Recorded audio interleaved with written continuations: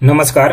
मी सर्वांचं स्वागत करतो हवामान अपडेट या आपल्या युट्यूब चॅनलवरती. मी नेताजी जाधव आणि आपण पाहणार आहोत 22 डिसेंबरचा संपूर्ण महाराष्ट्राचा हवामानाचा अंदाज. सर्वप्रथम आज दिवसभराचा जर विचार केला, दिवसभर राज्यातील बहुतांश भागामध्ये थंडीची जी लाट होती ती तशीच कायम आहे आणि येणाऱ्या 24 तासामध्येही राज्यात बहुतांश जिल्ह्यामध्ये थंडीची तीव्र लाट आपल्याला पाहायला मिळण्याची दाट शक्यता आहे.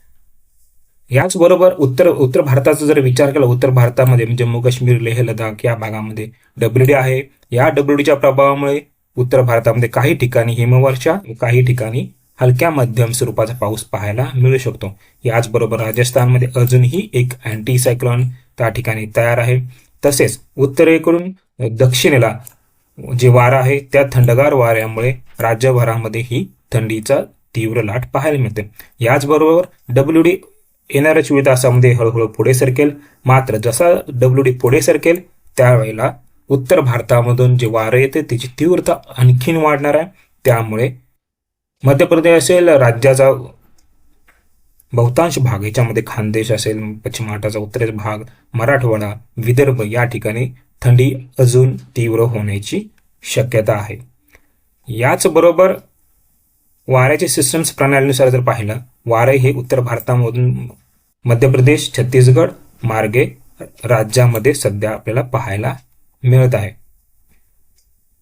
याचबरोबर दिवसभराचा मिनिमम टेम्परेचरचा जर विचार केला तर उत्तर भारतामध्ये ज्या थंडीच्या लाटेमुळे उत्तर प्रदेश असेल, दिल्ली असेल, पंजाब, हरियाणा, मध्य प्रदेश तसेच छत्तीसगडचा उत्तरी भाग या भागामध्ये काही ठिकाणी रेड अलर्ट जारी केला आहे. त्या ठिकाणी कोहरा म्हणजेच फॉग खूप प्रमाणामध्ये त्या ठिकाणी पाहायला मिळते.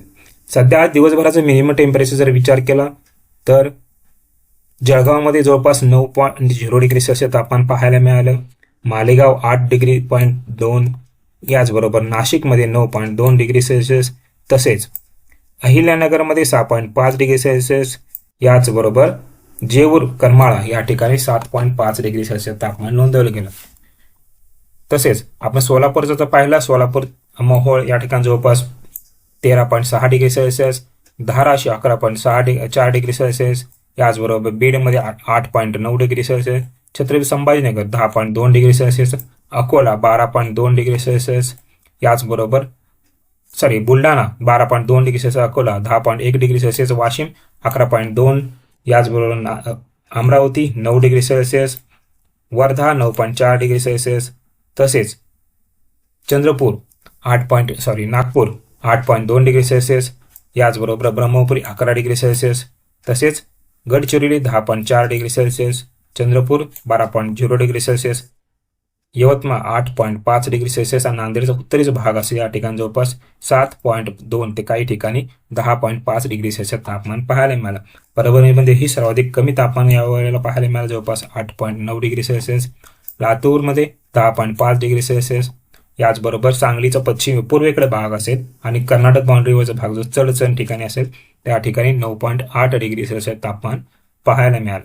सांगली शहराचा विचार केला, सांगली शहरामध्ये 12.9 डिग्री सेल्सिअस, कोल्हापूर शहरामध्ये 14.8 डिग्री सेल्सिअस, सातारा शहर 12.8 डिग्री सेल्सिअस, वाई शिरवळ असेल 12.0 डिग्री सेल्सिअस, याचबरोबर पुणे शहरामध्ये जवळपास 9.4 डिग्री सेल्सिअस, मगरपट्टामध्ये 14.2 डिग्री सेल्सिअस, भोरमध्ये 15.4 डिग्री सेल्सिअस, पिंपरी चिंचवडमध्ये जवळपास 15.1 डिग्री सेल्सिअस तापमान पाहायला मिळालं. याचबरोबर डहाणू जर पाहिलं, डहाणूमध्ये 14.8 डिग्री सेल्सिअस, पालघरचा उत्तरेचा भाग असेल, ठाण्याचा उत्तर भाग असेल 17.4 डिग्री सेल्सिअस, कुलाबा वेधशाळा असेल, नवी मुंबईचा काय भाग असेल 20 डिग्री सेल्सिअस, तसेच Ratnagiri 20.4 degree Celsius, Rajapur 17.6 degree Celsius तापमानाची त्या ठिकाणी नोंद झाली. याचबरोबर दक्षिणेचा विचार करा, सिंधुदुर्ग जर पाहिलं जवळपास काही ठिकाणी 15 ते 16 डिग्री सेल्सिअस तापमान पाहायला मिळालेलं आहे.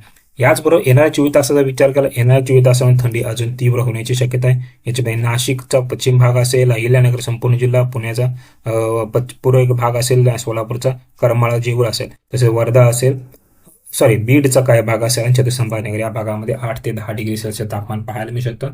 तसेच अमरावतीचा उत्तर चिखलदरा असेल, याचबरोबर नागपूरचा उत्तर भाग असेल आणि भंडारा, गोंदिया या ठिकाणी 8 ते 10 डिग्री सेल्सिअस तापमान पाहायला मिळू शकतं. तसेच संपूर्ण विदर्भ, संपूर्ण मराठवाडा, संपूर्ण खानदेश या भागात जर पाहिलं, या भागामध्ये 10 ते 12 डिग्री सेल्सिअस, पुणे पश्चिम पुणे पूर्व काय भाग असेल, याचबरोबर सोलापूर संपूर्ण जिल्हा, सांगलीचा पूर्वेकडील भाग, या भागामध्ये ही 10 ते 12 डिग्री सेल्सिअस तापमान पाहायला मिळू शकतो. याचबरोबर सांगलीचा जतकोटे मग आटपाडी, विटा, तसेच सातारा जिल्हा, तसेच आणि पुण्याचा पश्चिम भाग असेल, या भागामध्ये 12 ते 14 डिग्री सेल्सिअस, आणि घाटमाथ्याचा भाग असेल सातारा, कोल्हापूर, सांगली, या भागामध्ये 14 ते 16 डिग्री सेल्सिअस तापमान पाहायला मिळेल.